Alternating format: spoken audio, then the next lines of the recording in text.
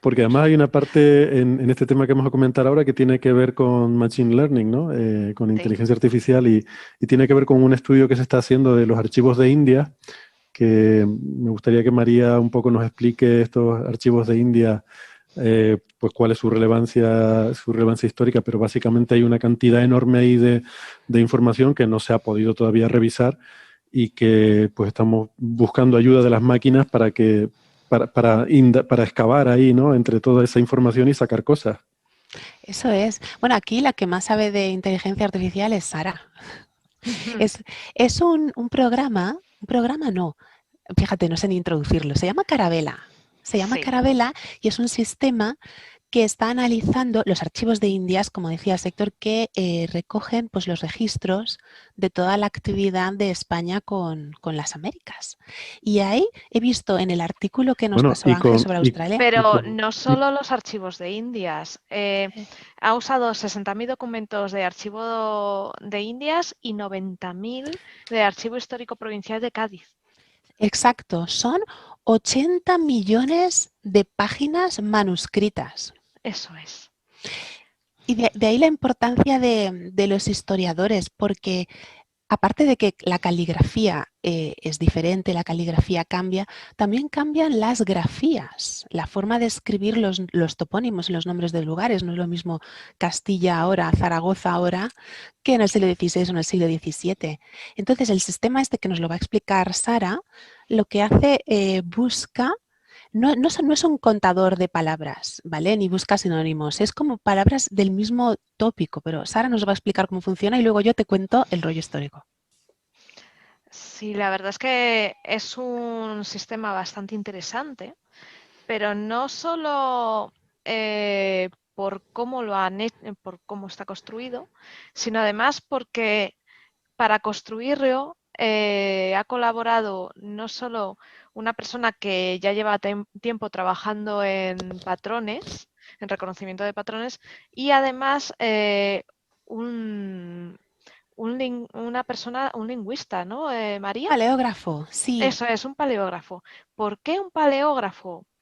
Fácil, porque nuestro lenguaje, la forma de escribir, varía a lo largo de los siglos. Entonces, necesitamos conocer un poco cómo estas variaciones para que el sistema no se atasque cuando una A pasa de escribirse de una manera a escribirse de otra, ¿no? Entonces, sí que es bueno este tipo de trabajos conjuntos entre multidisciplinares porque gracias a ellos se avanza. De otro modo, nos atascaríamos, ¿no? Y donde ahora hay una J, pues antes había una X, por ejemplo. Entonces, Efectivamente, o las Zetas y las Ss.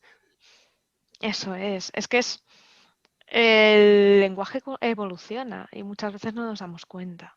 Muchas veces criticamos y decimos, es que últimamente el lenguaje está cambiando mucho No, es porque que los los jóvenes jóvenes... no tienen ni idea de Sí, escribir. efectivamente, y no, el lenguaje desde el siglo XVI hasta ahora ha sido sometido a muchísimas variaciones escritas y habladas. Entonces, mm, los lenguajes están vivos. Bueno, las lenguas. Perdón, las lenguas.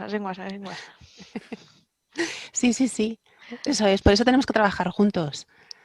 Eso es, Informáticos, matemáticos, todos. ingenieros, historiadores. Y este sistema, el Carabela, le han puesto a buscar todos estos documentos, le han puesto a buscar Australia, que por eso lo mandó Ángel y tenemos que aprovechar que está Sí, aquí, porque Que lo comentó, yo se lo vi a través de Twitter, que lo había retuiteado el consulado y la embajada de España sí, eso porque en lo es, ha Australia. lo que desarrollado comentaste. Acciona. Porque la ha hecho con Acciona, sí. De hecho, Mm, nosotros también, cuando digo nosotros aquí, me refiero a la Asociación de Españoles, de Científicos Españoles en Sí, Australia. sí. Hemos colaborado también con Acciona en distintas cosas, ¿no? En distintos proyectos también de tal. interesante. Pero vamos a hablar de sus tripas, ¿no? ¿Os apetece saber cómo? Sí, por favor. Lo que pasa es que, vamos a ver, Acciona no ha hablado, yo he estado buscando documentación para saber un poco más, escarbar sobre cómo lo han hecho. No hay documentación sobre este tipo, pero un poco sabiendo que una de las personas es experto en patrones y comprendiendo el tema, pues viendo cómo lo que buscaban, creo que lo que han hecho, esto es una suposición, son suposiciones mías, ¿vale? Han hecho un clasificador. Y como clasificador, ¿vale? El Carabela clasifica, estamos hablando de que hay que reconocer textos, hay que reconocer conceptos en textos digitalizados, manuscritos digitalizados. Y esto es muy interesante, ¿no? ¿Por qué? Porque va recorriendo esos manuscritos y va cogiendo y buscando letras. Coge una grafía y esa grafía dice, ¿esto qué letra es? Y lo va clasificando por letras. ¿Cómo lo hace? Muy fácil. Tenemos un texto que es blanco sobre negro para nosotros, porque lo que reconocemos es esa grafía, ese contraste de grafía sobre el fondo. Y de ahí lo obtenemos porque los sistemas de Machine Learning, estos sistemas, estas redes que luego nos van a dar información, lo que hacen es que filtran primero. Entonces, para filtrar, cogen el contraste, lo remarcan y luego lo comparan con las letras por métodos matemáticos, por gráficas, minimizando errores por los mínimos cuadrados, el sistema de los k-means, las medias, para minimizar el error a la hora de decir esto es una A o esto es una M. ¿Por qué? Porque si tú coges una A, yo la puedo escribir de un modo, otra persona la puede escribir de otro modo y van a ser siempre diferentes. Una persona escribe más girado, la vamos a encontrar en distintas posiciones, distintos tamaños, pero no pasa nada, porque el sistema lo que va a hacer es, va a coger esa letra, la va a meter en un cuadrado para minimizar los bordes, la va a ajustar para que el modelo con el que ha aprendido y lo que tiene delante coincidan lo máximo posible. Y luego, mediante estos sistemas que comparan las gráficas, dando igual el giro, si está girada o como esté, va a reconocer que eso es una A o es una L, por ejemplo. Entonces, Y también distintos tipos de A, como has dicho ahora mismo, que esos son efectivamente. alógrafos, que no escribimos todos la B de la misma manera, entonces que el sistema lo reconozca es muy importante. Es muy importante y para eso lleva un trabajo muy grande y un conjunto de entrenamiento inmenso, ¿vale? Pero y dentro de la propia red, o sea, tú tienes que preparar unos filtrados, unos sistemas previos bastante importantes. Entonces, la propia red es la que te va a calcular según está procesando el método de los mínimos cuadráticos, está procesando los k-means, todo esto, ella está trabajando para decir, esto es esta letra. Entonces, luego, esto va dentro de un autómata, que esto ya nos gusta mucho, y estos autómatas comienzan por una primera letra, hasta encontrar un espacio, un signo de puntuación o cualquier cosa que nos dé una condición de parada. Entonces, estas letras que va recopilando las va guardando en una cadena. Cuando él ha terminado de procesar, ¡pum!, ya tenemos un conjunto de letras. Lo que ya no me queda claro es, ¿vale? Ya tienes una cadena de caracteres que tú has obtenido sabiendo que esto es una A, tal, tal, tal. Esto ya lo tienes tú, lo dejas en crudo y continúas. O mediante sistemas de comparación como son enegramas, como son PAD-TRIS, tú coges estas cadenas y las comparas con cadenas existentes para ver si la palabra que has reconstruido existe realmente. Eso yo ya no lo sé, pero sospecho que sí, porque han logrado un 83% de precisión, entonces yo Sí. supongo que esto sí que lo tienen que hacer. Porque claro, porque tenemos que pensar, son manuscritos. Entonces, Sí. y con muchos años, habrá trozos de la palabra que al digitalizar, al recorrer, nos falten. Porque esté dañado por lo que sea. Entonces, yo creo que como medida de ganar precisión debemos que realizar ese siguiente paso. Pero eso son suposiciones. O sea, yo estoy teorizando, Ujú. ¿vale? Muy bien, parece muy bien. Muy Eh, interesante. Son, claro, además documentos que estarán en un estado de conservación, bueno, en fin, bueno, pero de 300, Delicado. 400, 500 años de edad, estos documentos, o sea, claro. que tiene su dificultad, ¿no? O sea, que es normal que a lo Vamos a mejor encontrar muchos estén manchas, vamos a deteriorados. encontrar arrugas, vamos a encontrar deterioro. Ujú. Sí. Bueno, y entonces, qué es lo que se Entonces, busca aquí? no me enrollo porque es que me parece todo tan bonitos No, estos es que nos lo tienes sistemas. que explicar. Si no nos lo explicas, no lo Claro, entendemos. Claro, si no claro. los mastico, si no los digiero, ¿no? Bueno, una vez tenemos todas estas chorros de palabras, estas oraciones, estas frases, ¿qué hacemos? Las guardamos en una base de datos y lo tenemos ya guardadito. ¿Para qué? Para el postprocesado. ¿Qué postprocesado? Para buscar palabras. Entonces, buscar palabras y aparte no solo busca, que es lo bonito, como ha explicado María antes muy bien, va por sinónimos, por comparaciones. Entonces, si nosotros buscamos, han montado el sistema también, que si nosotros buscamos barco, nos va a devolver barco, carabela, buque, bergantín, todos los sinónimos que pueda encontrar. Para eso tenemos que tener un corpus muy grande de sinónimos.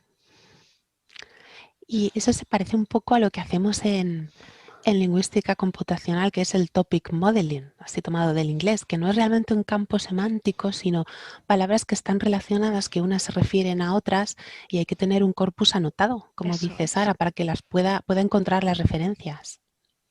Eso es. Y teniendo esto, ya podemos empezar a jugar. ¿Y han jugado? Ya han jugado, hemos jugado. Chan, chan, chan, chan. ¿Cómo empezaron jugando con la palabra barco?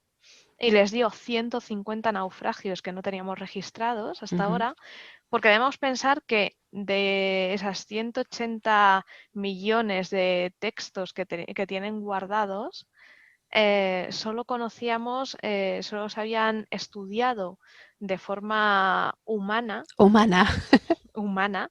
un 10%. Y ahora, gracias a Carabela, este sistema, que no penséis que es un sistema precisamente sencillo, no es un sistema bastante grande, ahí hay muchas líneas de código metidas.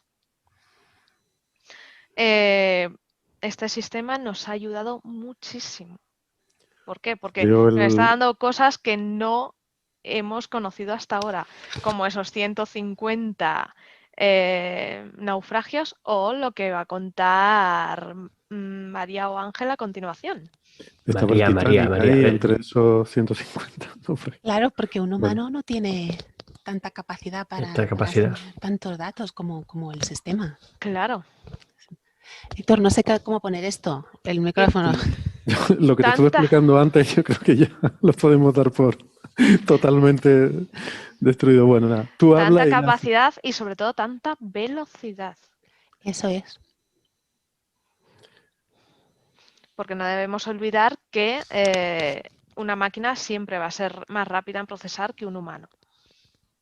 ¿Cuál es la Bueno, y palabra todo que nos esto, interesa? Ángel se está preguntando, Ángel. ¿y todo esto qué tiene que ver con Australia y conmigo que me quiero ir a acostar? No, yo Claro, no. yo estoy un Todo lo que. poco haciendo el tema Tú de la ficha técnica y las la ficha técnica y estoy especificaciones de esperando software. a que vosotros disparéis. No, pero Así que, yo me he quedado simplemente anonadado porque no había visto, había leído lo de Carabela, había hecho así un poco tal, pero claro, ahora te estoy escuchando y estoy entendiendo un poco mejor todos los entresijos que hay de programación todo eso, y claro, y hay cosas que sí, que se me ocurrían, ¿no? Por supuesto, está el papel, hay que arreglarlo, reconocer la letra, cambiar de grafía de distintas, o sea, vale, pero claro, los detalles, así como tú la estás contando ahora, Sara, la verdad que te lo agradezco mucho. Sí, yo también. Porque ahora María va a introducir el tema y yo diré mis comentarios porque yo que no soy historiador ni nada de eso, simplemente que como es de Australia me toca.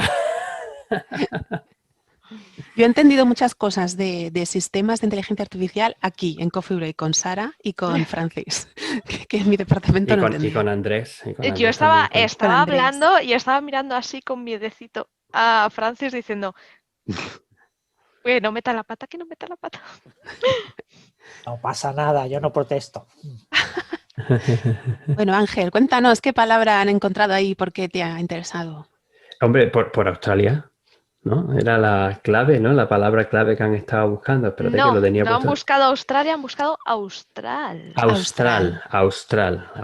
Que Austral, Australia. claro, se refiere al hemisferio austral, pensando en, claro, debemos pensar que viajamos, los españoles sobre todo va sobre ese hemisferio, Latinoamérica, todo el hemisferio sur, ¿no? Entonces dijeron, vamos a ver hemisferio austral, vamos a ver qué más hemos encontrado, ¿no? Que no hayamos podido analizar los humanos.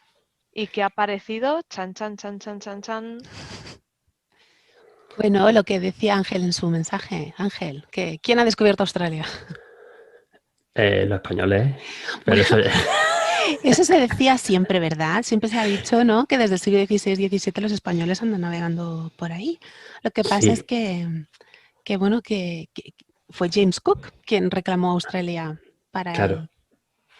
él. Vamos a ver cómo podemos poner esto en perspectiva, que yo no me despiste demasiado, porque estamos hablando de los primeros viajes de descubrimiento del Pacífico Sur, en esta zona, en el sureste de Asia, pero en el hemisferio sur, enorme cantidad de agua. Siempre se tenía un indicio, la verdad que históricamente no sé por qué, de que existía una tierra por ahí perdida. Yo sé por qué. La Terra Australis incógnita. Esa, la Tierra Austral incógnita. ¿Pero por qué? ¿Por qué se tenía ese indicio? Dicho ya Aristóteles y Ptolomeo en el siglo I, Aristóteles había propuesto que tenía que haber una masa de tierra ahí abajo para compensar lo que llamaban los griegos la ecúmene, el ecúmeno, que es la parte de la tierra habitada por los humanos. De ahí viene lo de ecuménico que ha tomado la Iglesia para sus concilios universales de todos los reinos de la cristiandad.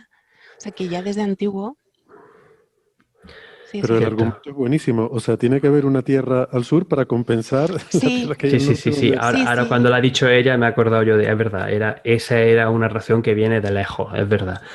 Pero es que no, hay veces que pueden pensar, ¿se sabía de alguna manera que existía porque tal o es simplemente por una elucubración o por un pensamiento lógico?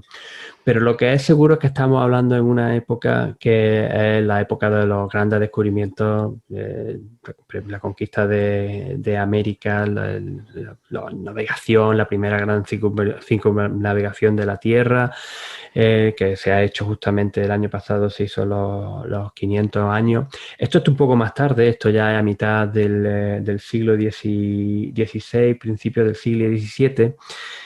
Donde ya se había conquistado bien México y de hecho México se usa como punto de partida para varias expediciones, que resulta siempre muy curioso, y la misma manera en la que las naves que descubrieron América, que esto por ejemplo sí lo tenemos bien visto, ¿no? Lo estudiamos en los libros de historia y de tal, que pues que Colón partió y fue hacia las Canarias, hacia el sur, y siguió una ruta y después llegó y encontró pues las islas del Caribe y todo aquello, pero luego ya para volver tuvieron que subir bastante para arriba y volver por una ruta que ya llevaba por las Azores, ¿no? Y tiraba pues, bastante más arriba, para el hemisferio norte. Pero eso tiene que ver con las corrientes de circulación, ¿no? Las efectivamente. Eso es. Las corrientes, tanto marinas como atmosféricas.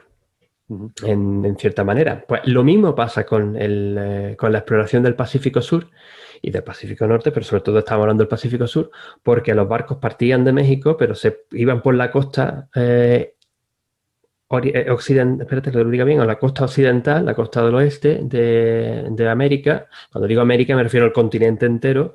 Llegaban pues hasta la altura de Perú o por ahí, sí, de Lima, y de ahí ya se metían a lo loco en mitad del Pacífico, en tierra de nadie, Loco. hasta que encontraban cosas. Entonces, por ejemplo, pues llegaron a la isla Salomón, Vanuatu, que fue la que se llamó como espérate que lo tengo por aquí, que marca un poco. La Australia es así un poco raro, es la Australialia del Espíritu Santo o algo de eso. ¿Dónde está, leche? Lo he perdido la referencia. De todas formas, la circunnavegación de Magallanes, ¿no? No sé si era todavía Magallanes o ya era Elcano, que llegaron bastante cerca de Australia, esas Sí. un poquito al norte, vamos, pero no muy lejos, ¿no? Pero no muy lejos. Pero te estoy contando estos grandes, estos viajes por donde se cree que por ahí es por donde se tuvo que ocurrir, fue particularmente la expedición que era Quirós y Torres. Y Báez de de hecho, Torres y Quirós. Báez de Torres y Quirós, eso es. ya, es que primero iban conjuntos, pero luego cuando llegaron estos fueron los que descubrieron la isla de Vanuatu, y ahí pasó algo entre ellos, porque eran varios barcos, no eran solamente uno, y uno de ellos pues directamente tiró para las Filipinas, para Guam y para las Filipinas, el de Quirós, pero Torres se desvió y llegó a la puntita norte de Australia, la puntita nororiental de Australia. Y de hecho, el estrecho que separa la punta más oriental de Australia, de Nueva Australia, con Nueva Guinea, se llama Estrecho de Torres, porque lo descubrió Torres en 1608, 1605, 1606. 1606. Yo no soy historiador, Bueno. pero lo descubrió. Y se llama de Torres, no de Towers. No, se llama de Torres. Y ya también existía la idea de que no solamente Australia había sido divisada en esta expedición, de hecho se tuvo que haber divisado porque pasaron el estrecho y sabían que había una tierra ahí, sino que habían encontrado también incluso otra isla en el Pacífico. Y esto es una historia que a veces la cuento. Yo no soy historiador y no me lo sé en detalle. De verdad que me encantaría alguna vez mirármelo y saberlo y decirlo con rotundidad, por lo menos con conocimiento de causa. Pero según tengo entendido es que, claro, se encontraban islas, se encontraban islotes, se encontraban cosas, pero se nos perdían. Porque el Pacífico es muy grande. En esta época podíamos calcular más o menos bien la latitud, pero la longitud no había manera de saber dónde estaban. Muchas veces tenía un error muy grande. Y la longitud también de este programa a veces también es imposible darse cuenta de cómo se nos va yendo, ¿no? Así que vamos a parar, a hacer una pausita y aprovechamos para despedirnos de los amigos que nos están escuchando por la radio. Ahora vamos a retomar un poco la conversación y ver qué tiene que ver esto que estamos contando de la historia esta con Carabela y el sistema de procesamiento. Y con el nombre de Australia. Con el nombre de Australia y con esos 80 millones de documentos que hay en esos archivos que se han estado revisando con este sistema automático.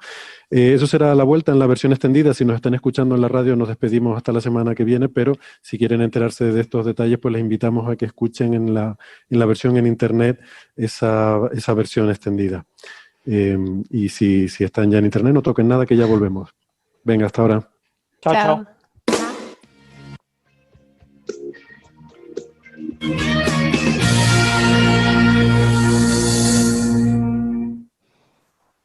Vale, ¿alguien quiere hacer una pausita o seguimos? Sí, que está haciendo cosas raras mi calefacción. Es un segundo que vale. voy a echar un vistazo a mi perro. A la caldera.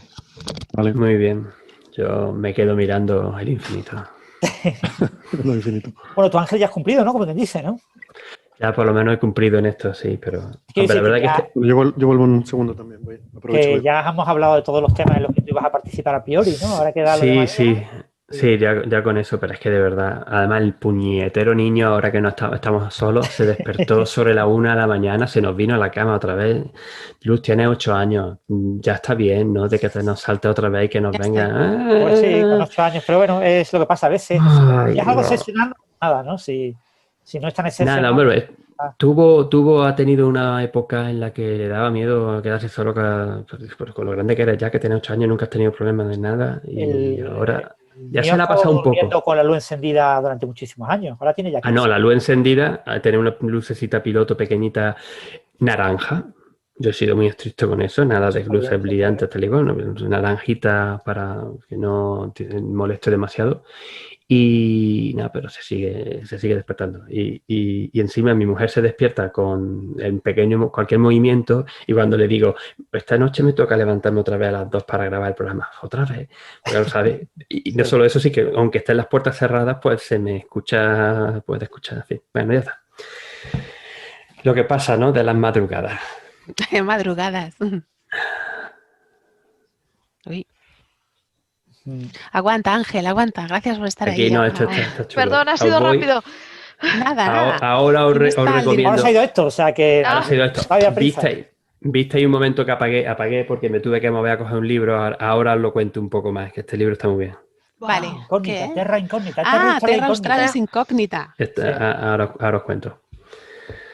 Lo que pasa es que este libro es uno de estos libros que yo me tenía que haber leído en detalle y profundidad, pero me lo he ojeado siempre de arriba para abajo, lo he tenido tal y cual, pero en fin, al final Muy uno interesante. se apere. Pero este está súper chulo, porque además, bueno, ahora lo cuento.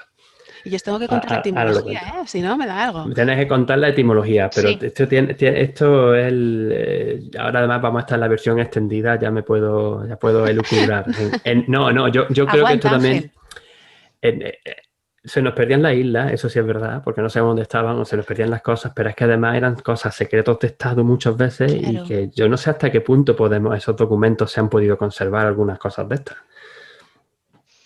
Eso que me extraña, claro.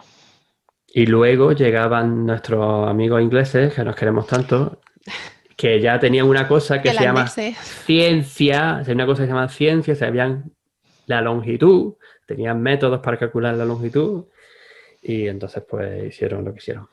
Pues de ahí la Bueno, importancia del seguimos. sistema este, ¿no? Que ha encontrado esos documentos. Perdona, Héctor. Seguimos. Sí, sí. Vale. Espérate, ¿de qué estamos hablando? Estaba hablando Ángel de que se nos perdían por las islitas Sí. y tal, ¿no? Sí, la longitud. Va a Vale, continuar Ángel. vale, venga, seguimos. Bien, gracias por seguirnos acompañando. Ángel nos estaba hablando de la importancia de la longitud en la navegación. Sí, no, porque lo hemos comentado muchas veces que es fácil calcular la latitud, porque simplemente en el hemisferio norte apunta a la estrella polar y ya está. Ya no, está la latitud. Coges cualquier sextante o un astrolabio y mira y ya está. Es fácil. Y en el hemisferio sur también se puede determinar de distintas maneras. No hay ninguna estrella brillante, pero bueno, usando la Cruz del Sur, los punteros que son Alfa y Beta Centauro y alguna otra, y simplemente pues las estrellas que están cercanas se pueden ver a simple vista. No son la estrella polar, no son tan brillantes, pero se pueden ver por dónde está. Entonces tienes una idea de por dónde está de latitud. Pero la longitud en la Tierra es bastante quisquillosa. Porque claro, tienes que tener una referencia con respecto a un meridiano central. Ahora tenemos el meridiano de Greenwich, en otro tiempo hubo otras cosas. Y tienes que saber pues cuánto te has movido en longitud, ¿no? Y esto muchas veces solamente se podía hacer con astronomía. relojes. Querían hacer, por ejemplo, pues usando los satélites de Júpiter, dependiendo de cuándo ocurrían los fenómenos, pues entonces miraba a qué hora estaba prevista que ocurriese cierto fenómeno y de las lunas de Júpiter y observabas tú a qué hora lo veías tú y entonces con eso podías también saber la diferencia horaria y de ahí determinar la longitud. No está todo De ahí totalmente aparte. De ahí que No, termine. necesitasen relojes de altísima precisión. Claro, la cosa era de que se necesitaban relojes muy buenos, claro. Con las nubes, con las lunas de Júpiter era un método, otros también simplemente las estrellas, pero con la luna de Júpiter la cosa extra que iba a contar es que una de las cosas con las que se pudo determinar por primera vez la velocidad de la luz eran porque se observaban retrasos y adelantos con respecto a lo que se permitía, a lo que se esperaba, simplemente porque a veces Júpiter estaba más cerca y otras veces estaba más lejos de la media. Entonces fue como una de las primeras veces como se pudo determinar medianamente bien la velocidad de la luz usando las lunas de Júpiter y como extras de intentar localizar dónde estabas tú en la Tierra, en qué punto estabas en la Tierra. Pero claro, nosotros en aquella época, la ciencia española, la ciencia que teníamos incluso en Europa, Perdona, yo aquí tengo que meter mi cuña. No me gusta hablar de gentes pasadas en primera persona del plural, porque no me escribo ese grupo, ¿no? Entonces, es una cosa que suelo meter, es decir, eso era una gente que vivió ahí, pero que yo no tengo nada que ver con ellos, ¿no? La gente que vivía en esa época y que se iba a buscar continentes o tierras perdidas en el Pacífico Sur, ya me ha hecho perder el hilo, pero bueno, no sé lo que estaba diciendo. No, estabas diciendo que la ciencia no era muy buena. Que no teníamos, bueno, que no teníamos instrumentos, teníamos algunos instrumentos básicos, pero no teníamos instrumentos de precisión para saber dónde estábamos. Y es una de las cosas en las que siempre se ha comentado, ¿no? De que quizá muchas islas y muchos sitios del Pacífico Sur se llegó también primero por los españoles, pero luego perdíamos la isla porque no sabíamos dónde estábamos. No sabía exactamente bien en qué longitud estaba. Y muchas de ellas, algunas veces, como era una cosa tan importante, esto eran secretos de Estado. Eran cosas expediciones con mucho secretismo, porque esto es la conquista de nuevas tierras, de nuevas rutas, de comercio, que esto es básico de la historia de la humanidad en muchos sentidos. Y entonces, claro, es la importancia de saber dónde están estas tierras que tienes por ahí. Entonces, esto Ángel, es más sencillo que eso, es falta de interés. ¿Tú no conoces españoles por ahí, por el mundo, que van a cualquier sitio y los ves siempre todos amargados? Es que aquí no hay jamón serrano, es que aquí no hay tortilla. Sí, perdona. Eso aquí pasó lo de mismo. eso siento muchísimo. Llegaron a la Polinesia, Australia y tal, aquí no hay jamón serrano, aquí no hay tortilla. Pero si es que yo lo he escuchado y lo he leído en un par de sitios, no tengo la referencia ahora, posiblemente en este libro que ahora os voy a enseñar venga también, pero según tengo entendido, en verdad los españoles vieron los españoles de aquella época, en estos viajes se vio Australia, pero no llamó la atención, dijo, aquí en estas tierras no, tenemos las Filipinas, que no hay tortilla, aquí no, y dijeron, pasamos por un tubo. Básicamente, ¿no? Yo creo que realmente llegarían, a lo mejor pusieron un pie, pero vieron bichos tan venenosos y tan terribles que dijeron, vámonos de aquí.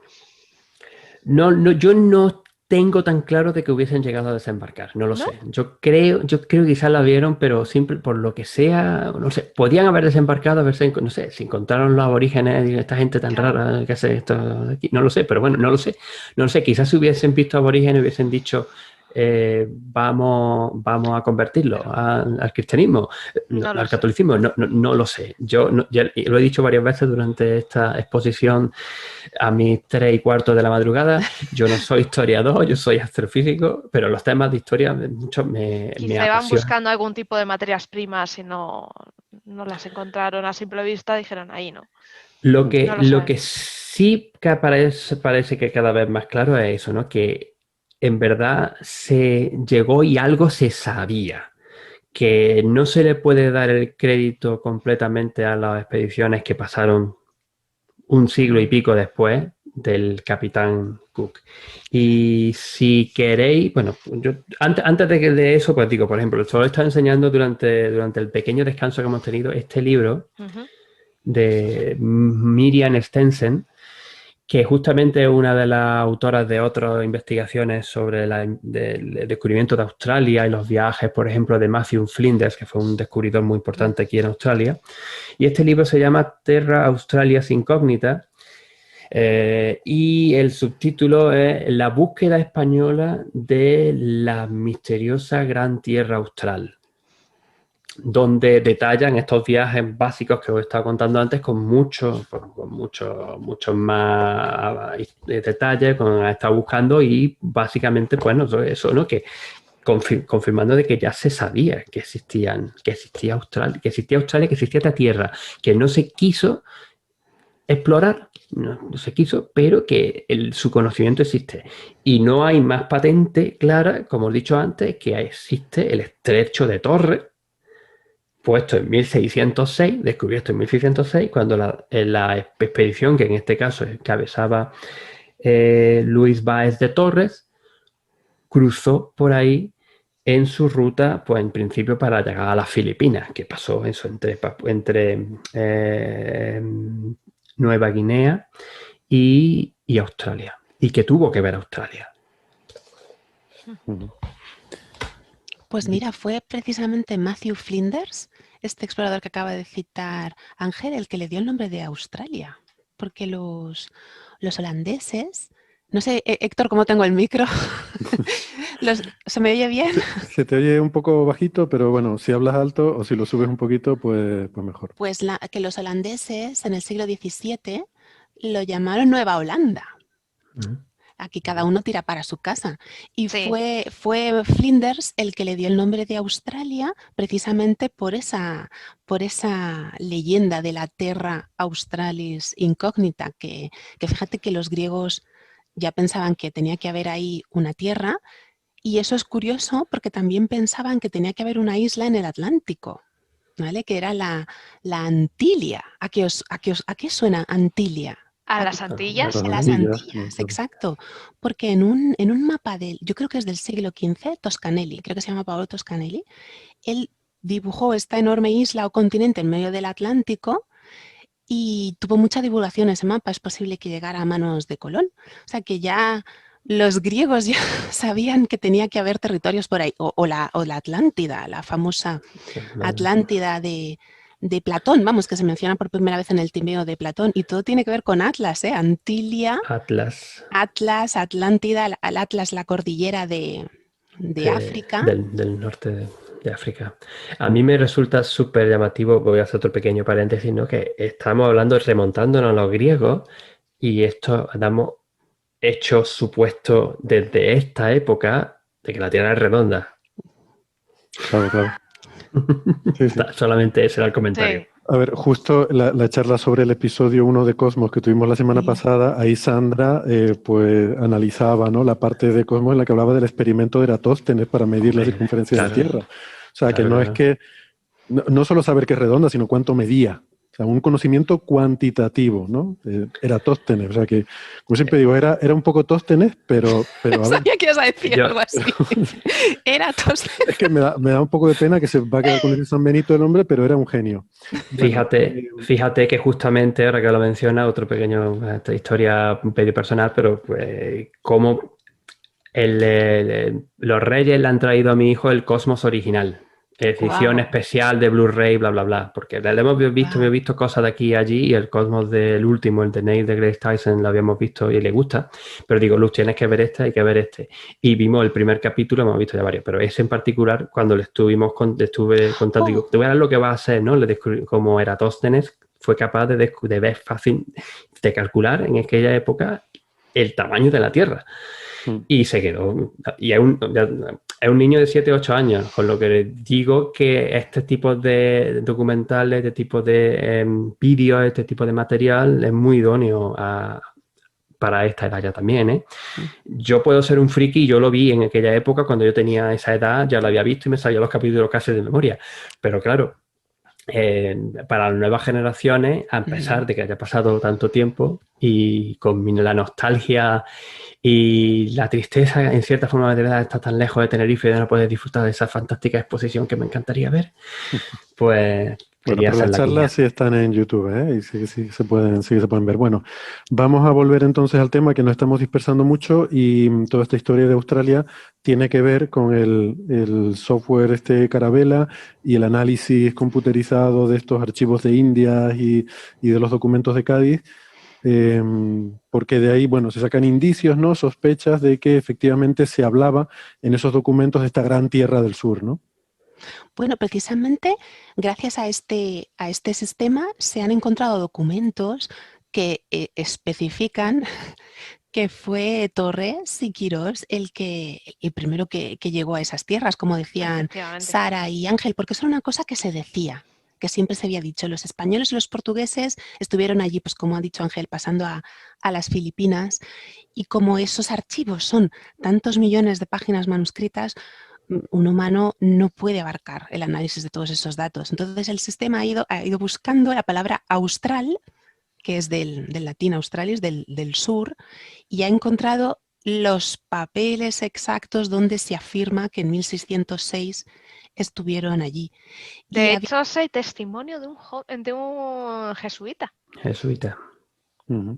Así es. Por eso es una manera de este análisis computacional cuantitativo puede probar cosas que se dicen, que se saben, que se intuyen, pero ahí se tiene... Pero no había pruebas, eso es. El valor histórico, desde luego, Es es maravilloso. innegable. Haber encontrado esa referencia en esta gran cantidad de manuscritos y de códigos que existen por ahí, y lo que abre, ¿no?, para otros descubrimientos futuros, ¿no? Eso es. Efectivamente. Mucho trabajo ahí.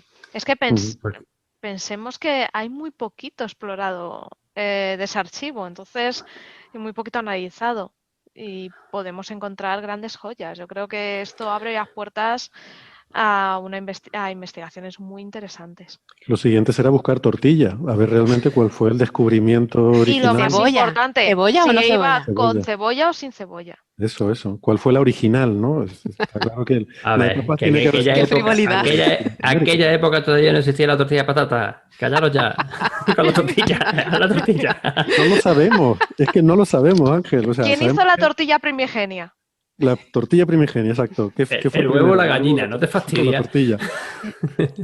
Yo quería aclarar con estas cosas, cuando se discute de que si quién descubrió esto o aquello, si fueron los portugueses, los holandeses, los españoles, los italianos, tal, pues a veces se argumenta, se contraargumenta que toda esa discusión es absurda porque ese descubrimiento ya lo habían hecho otros seres humanos muchos siglos antes, ¿no? Los indígenas que vivían allí, los aborígenes y tal. Pero yo quiero aclarar que no es ninguna tontería porque el verbo descubrir tiene un complemento directo, que es lo que se descubre, pero tiene un sujeto. Es decir, claro, una cultura descubre algo que es nuevo para esa cultura.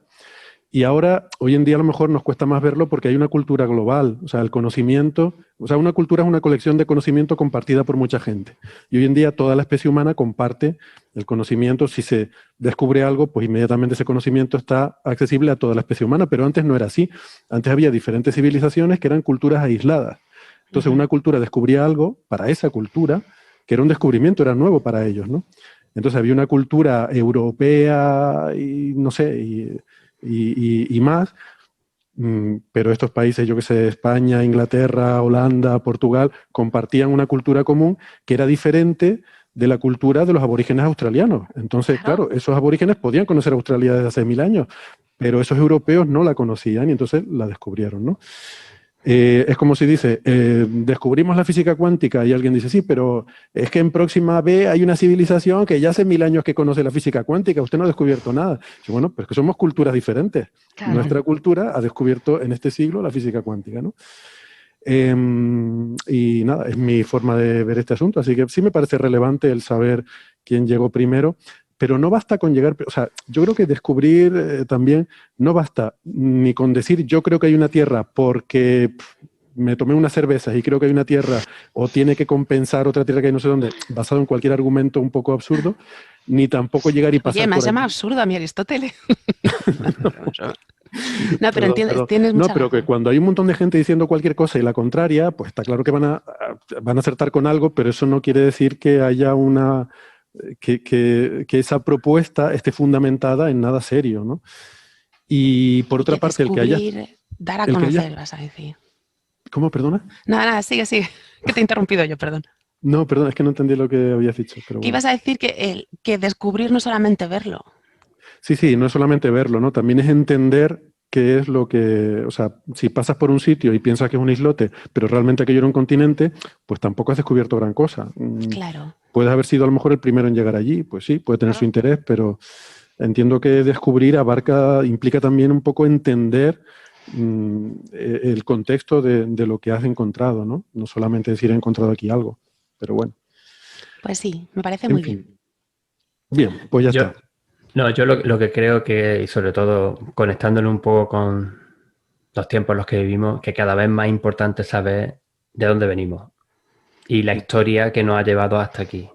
Eso Porque es. luego muchas cosas se intentan cambiar un poco o vemos cosas que han pasado en el pasado que podemos intentar, de las que podemos aprender para hacerlo mejor en el presente y Eso dirigirnos es. mejor Pues hacia el sí. futuro. Ujú. Ya sabéis, si descubrimos algo, no llevéis especies de ningún sitio. No hagáis como pasó en Australia con los conejos. Bueno, bien, pues nada, siguiente tema. Ángel, no sé cómo estás de la barra de energía. ¿Cómo van La las barra de pilas? Zoom energía. también. Ay, a mí me gustaría quedarme, pero la verdad que me Quédate, parece hombre. que. Estás cansado. Venga, me voy a Ya quedar, pero Ya un mañana. sí, ya ratito. queda menos, hombre. Mira, tú te vas cuando quieras, ¿vale? Cuando veas que se te van cerrando los ojitos, tú haces así y te vas cuando quieras, ¿vale? Puedes hacer como Sergei, que Estoy se ha quedado. aprovechando, no lo he dicho, lo quería haberlo dicho al principio, pero estaba tan dormido al principio que ni lo dije, que estoy aprovechando estas semanas que estoy participando más simplemente porque no hay colegio y porque estoy de vacaciones. A partir de la semana que viene voy a tener otra vez, empezar a tenerlo más complicado. Empieza el colegio, ya yo vuelvo a trabajo y en fin. Pues aprovecha y quédate con nosotros ahora, que no te Quédate un tenemos. ratito, venga. Enciende el LED de ese blanco que tienes ahí, póntelo dándote en la cara. Tómate un café. María, vamos a ver, ¿cómo es el asunto este? Que hay un señor que dice, no sé si he entendido muy bien el titular, que ha descifrado el vietnamita lineal. Exactamente. Bueno, mirad, esto, En a ver qué os Persia. parece la noticia. Había un La noti- vietnamita en Persia. Había un vietnamita en Persia, sí, como un americano en Londres.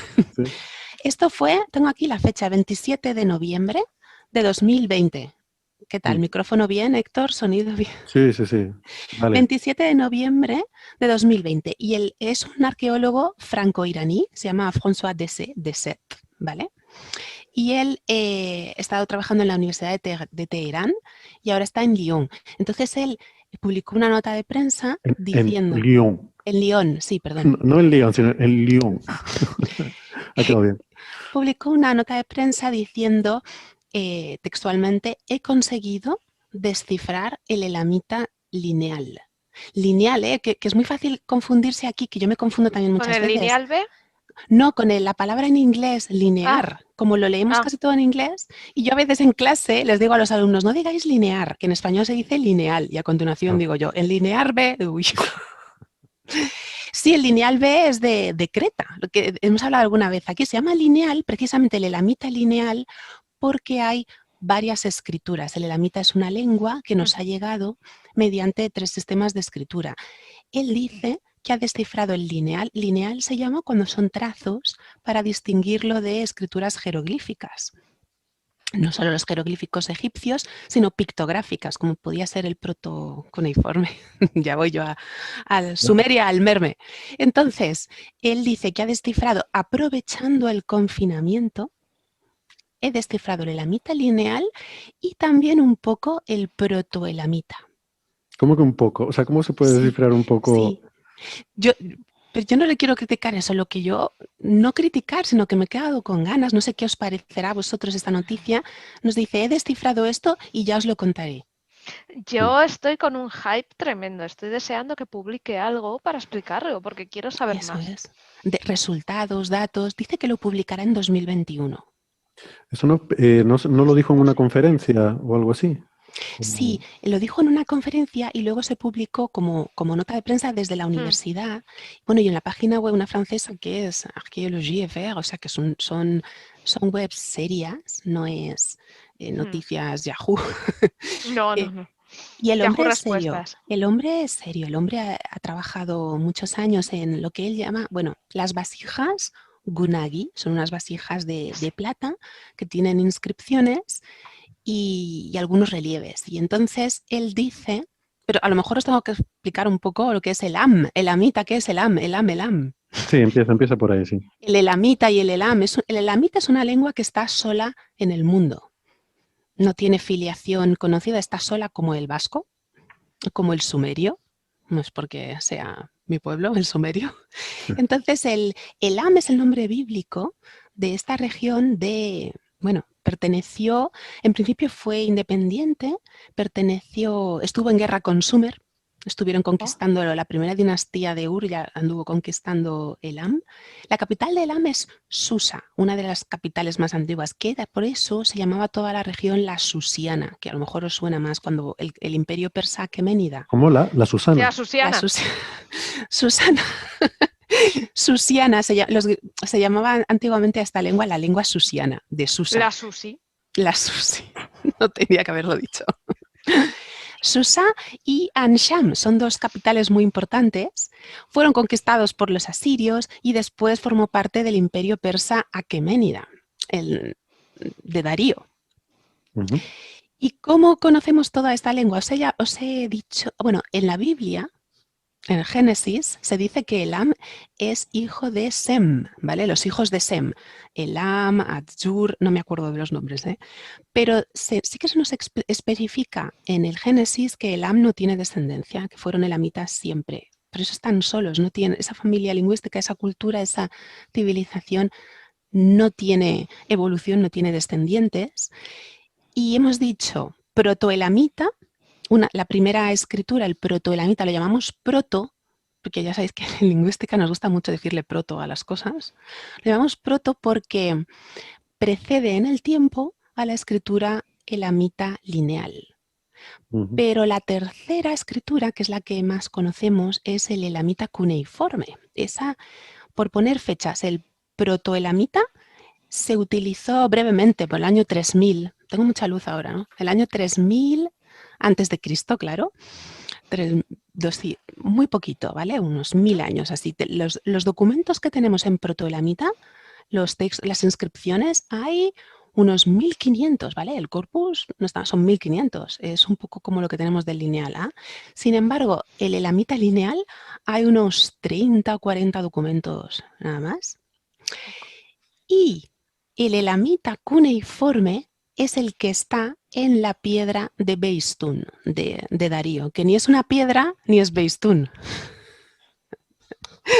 Porque lo traducimos del inglés, The Rock of Behistun, pero es un acantilado, es una montaña que está en el actual Irán, porque Elam pertenece al Irán, el Irán suroeste. Y en esa montaña se llama piedra, y tú cuando oyes la piedra de Beistún puedes pensar que es una estela al estilo de la piedra de Rosetta, pero no, es un acantilado, una pared rocosa y hay unos relieves. No me voy a extender aquí en lo que hay ahí. Es Darío el Grande, sus oficiales, y hay, eso es No la Manuel primera vez. Darío, sino el Darío del que hablábamos cuando los 300, ¿no? Eso, ese, no Manuel Darío que decías tú, ni Rubén Darío. Entonces, ahí hay textos en cuneiforme. Hay columnas de caracteres cuneiformes que anotan 3 lenguas distintas: el persa antiguo, que es la lengua de Darío, el elamita y el acadio babilonio, porque todas esas regiones formaban parte del imperio. Y esa inscripción de Beistún se data en el año 500 más o menos antes de Cristo. Es la primera vez que tenemos el persa escrito en cuneiforme. Ujú. Y la mayoría de inscripciones en el elamita cuneiforme están bilingües con el acadio. Y por eso el elamita cuneiforme, que se utilizó a partir del siglo XIII a.C., ese lo entendemos bien. Bueno, bien tampoco. Pero el lineal, un poquito nada más. Y el protoelamita no se sabe siquiera si anota la lengua elamita. Pero como se halla en esa extensión que ocupaba el Elam, pues por eso se llama así. Se puede pensar que es un protoelamita, es un estadio anterior de la lengua y la escritura elamita. Entonces hay mucho misterio aquí. Los grandes investigadores del elamita son Daniel Potts, de la Universidad de Sydney, que está ahí en Australia. Y Daniel Potts, él decía que probablemente Darío fuera de Susa, ¿vale? De esta región. Ansham, el origen de Parsa, luego Farsi es de Pasargada, la capital aqueménida, estaba ahí en Susa. La capital de Darío era Persépolis, Pasargada era la de Ciro. Y este investigador dice que ha encontrado nombres propios en estas vasijas de plata que le han permitido compararlo con el protoelamita, y él afirma, esto es lo que dice el Hype, afirma que el protoelamita es un estadio anterior de la lengua y la escritura elamita. O sea, él dice que el elamita lineal desciende del protoelamita, pero esto no son más que suposiciones que se han intentado dilucidar a lo largo de la historia y no tenemos datos. Una cosa que dice que ha encontrado nombres propios de reyes, lo tengo aquí apuntado, nombres propios de reyes de 1950 antes de Cristo. Que me he puesto a Susa de fondo. Ah, no sabía qué era, Sara. Pues, perdón. Estos nombres propios de reyes y un dios, una divinidad principal de Elam, que dice este investigador que es Napirisha. Ahora, Napirisha es un dios elamita lunar y yo os invito a buscarlo en Wikipedia, ahora mismo. Vais a Google, pon Napirisha, Napirisha, y hay una imagen ahí de este dios de cabeza de serpiente que yo cuando lo veo, no sé si os pasa a vosotros, yo lo veo y me parece que es maya o azteca. Sí, es verdad. totalmente. ¿Verdad? Uras Son cosas misteriosas que toda la vida se han estado investigando, no se tienen pruebas, no hay bastantes corpus, no hay inscripciones bilingües, pero este investigador dice que con las vasijas Gunagi ha encontrado esos nombres propios, que es como siempre se ha descifrado una lengua y una escritura desconocida, buscando nombres propios y comparando los signos. Pero es que no lo sabemos, no hay datos y yo estoy realmente con el corazón en un puño. Y esta persona, este investigador, lo que ha hecho es entonces decir que lo ha descifrado, pero no ha explicado o sea, cómo lo ha hecho. Que no hay paper. No hay paper. No hay paper, no ha publicado nada aún. Pero es Entonces, que el hype, además de eso, el hype es que él dice que la escritura protoelamita sería anterior a la sumeria. Porque, bueno, mira, ahí está el Napirisha, el dios lunar elamita. Parece maya, azteca, ¿no? que sí. Parece una cosa de esas de los desagües que se ponen en las fachadas de las casas para que eche el agua, o una gárgola también podría ser. Sí. Pero parece, ¿no os recuerda a las pirámides de México? Sí, eso decía María, ¿no? Que recuerda al arte azteca, quizás, ¿no? Sí, un poco. Entonces él dice eso, que lo ha descifrado y que sería una escritura, si no anterior, contemporánea de la cuneiforme. Las tablillas más antiguas de Uruk, las tablillas protocuneiformes más antiguas son del 3100, 3300, ¿vale? Las primeras, las proto. Y entonces esas primeras tablillas de Uruk son pictográficas, son claramente imágenes, se dibujan objetos de la realidad, mientras que el protoelamita no es tan pictográfico, parece ya un estadio un poquito más avanzado. ¿Vale? Los signos pictográficos ya no se ve claramente una hoja, un trigo o un animal o una vasija.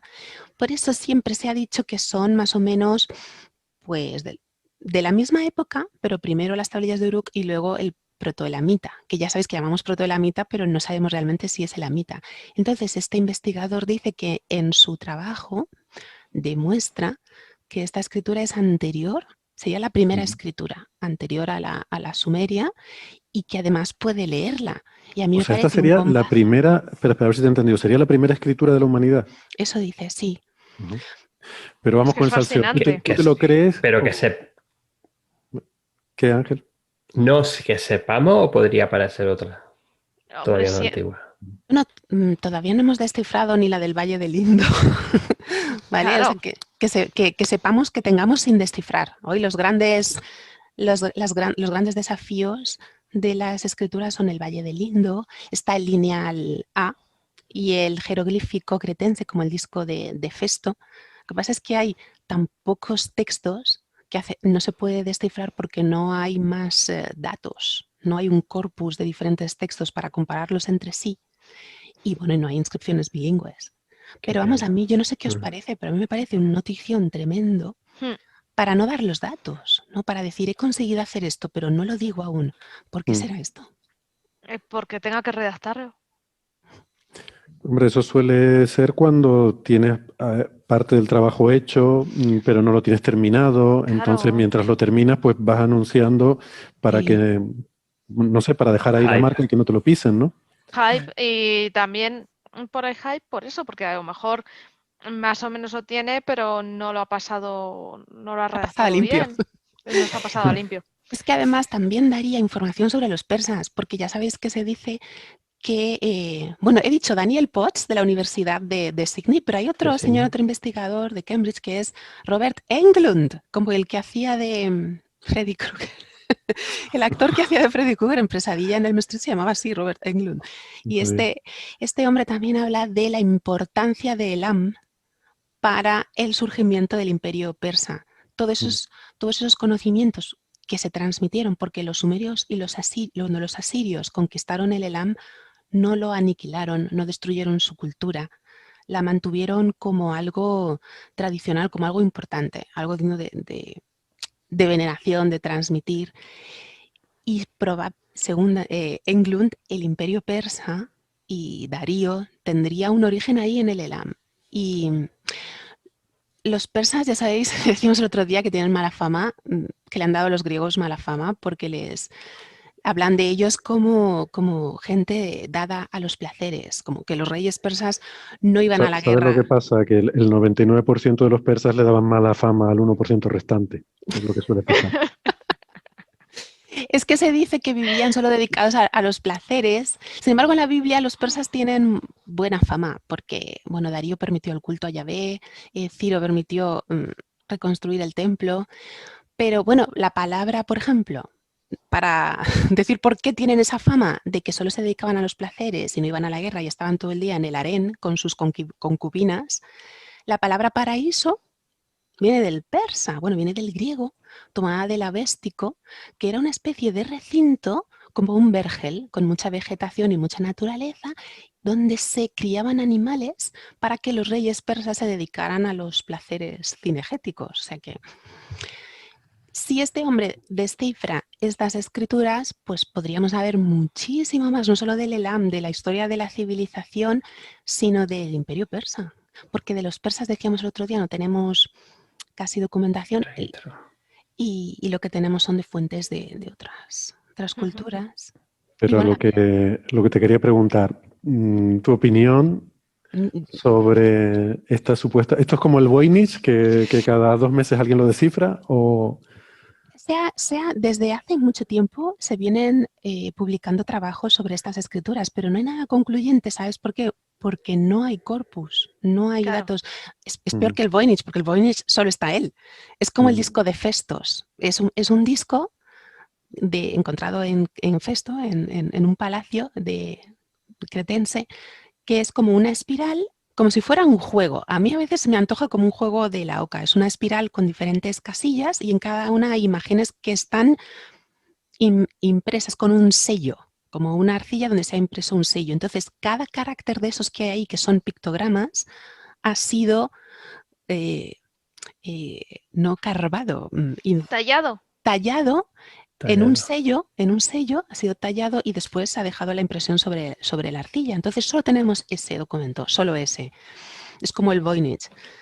Puede ser una escritura o no, pero en este caso, tantos años de investigación no se ha conseguido nada y por fin se consigue buscando nombres propios, que dice que ha encontrado estos nombres, pero tampoco nos explica con qué lo ha comparado o en qué se basa para decir que esos caracteres representan estos nombres. Entonces, yo realmente no es que me lo crea o no, es que me parece muy extraño que una cosa tan importante no esté publicada ya. Efectivamente. claro, por lo menos que diga, no, y tengo un paper enviado a la revista o que tengo... Esto me recuerda un poco, sabes que antes, por ejemplo, Galileo, sé que lo había hecho, lo que hacían cuando tenían así un descubrimiento muy importante, publicaban una frase encriptada con un anagrama, se llama, ¿no? Que esto que le cambian el orden a las letras, Sí. mientras ellos terminan de hacer bien el trabajo y en fin, lo preparan todo bien, lo publican bien. Pero es por si alguien se les adelanta o lo que sea, pues Ajá. dicen, no, mira, yo había dicho esto, que si lo descifra, fíjate que dice tal cosa. Eso es. Por ejemplo, Galileo, que es que lo vi hace poco, cuando observó por el telescopio Saturno, no entendía bien lo que estaba viendo, ¿no? Era Saturno con los anillos. Él pensó que Saturno tenía como 2 cuerpos a los lados.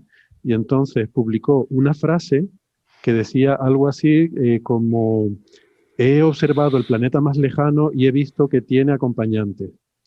Pero no publicó, lo que publica no es la frase así, sino que la encripta, digamos, cambiando el orden de las letras. Entonces no se sabe exactamente lo que has puesto, pero te da la oportunidad de luego volver atrás y decir, no, mira, yo en esta frase ya dije esto, cambiando el orden de estas letras se ve que está puesto esto, ¿no? Creo que la idea sería esa, pero era habitual en la época hacer ese tipo de juegos, ¿no?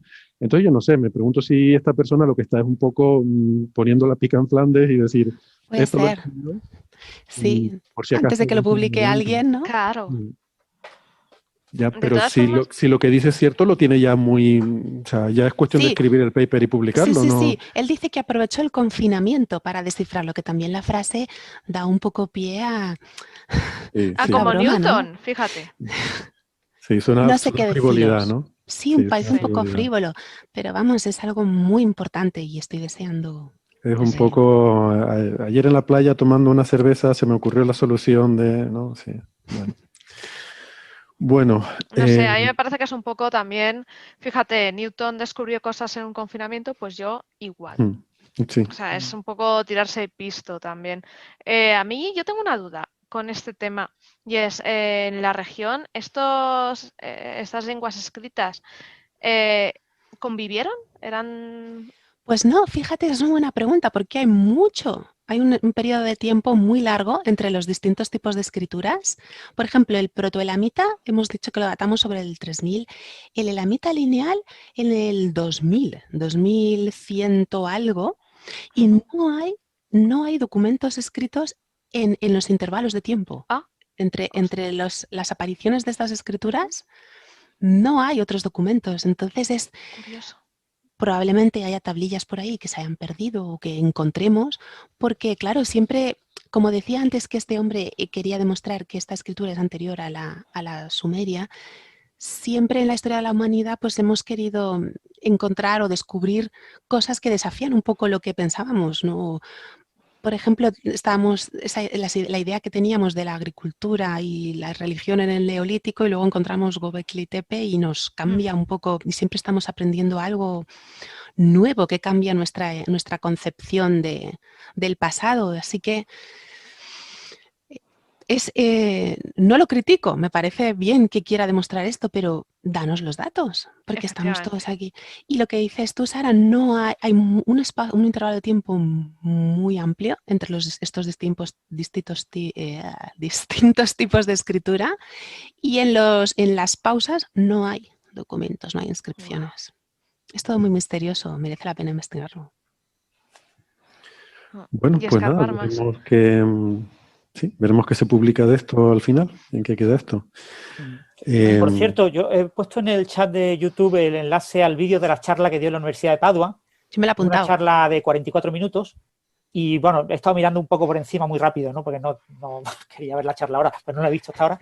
Y parece que sí, que explica en esa charla lo que ha descubierto. Se ven varios resultados en los que va. Da los resultados, pero da nombres, da imágenes que él asocia con diferentes personalidades, pero no nos dice cómo, por qué, qué le lleva a pensar que este signo representa este sonido. Porque el elamita cuneiforme, como hay muchas inscripciones con acadio, bilingües, el acadio es babilonio, el asirio y el babilonio son dialectos del acadio y esas lenguas las conocemos también por la piedra de Behistún. O sea, la inscripción esta de Darío nos permitió descifrar el cuneiforme, o sea, que es realmente importantísima y no se conoce casi. Entonces podemos hacer esas equivalencias, pero aquí tenemos solamente una escritura que sabemos que anota esta lengua, pero no la podemos leer. Y el protoelamita es peor aún, porque no sabemos realmente si anota elamita o no, si es una versión anterior. Entonces, yo quiero datos. Claro, y estas cosas, al final, ¿cómo las compruebas? Porque si no tienes una referencia, cuando tienes la piedra de Rosetta, tienes ahí donde tienes, ¿no?, una validación. Pero puede pasar como con el Voynich, ¿no? Que llega alguien, dice que lo ha descifrado, te saca un párrafo, dice, he traducido esto. que dice una cosa de un señor y su no sé qué y lo de más allá, y tú dices, yo no sé si esto tiene sentido o no tiene sentido. Quiero decir que no tienes una forma de verificar que realmente tu método es el correcto, ¿no? Así que... Podría ayudarse de las imágenes. Si vemos que se repiten efigies o relieves que podemos identificar con la misma persona, un rey o un dios, y se repiten los signos, pues puedes pensar, vale, esto está nombrando a esta persona o a este objeto, pero hace falta un corpus amplio, no pocos, o sea, hace falta muchos documentos, pero que a lo mejor sí que lo ha conseguido. Estoy yo aquí diciendo que hace falta más textos y después se demuestra que sí, y cuando encontremos más textos se puede corroborar. Sería fantástico, la verdad es que me gustaría mucho.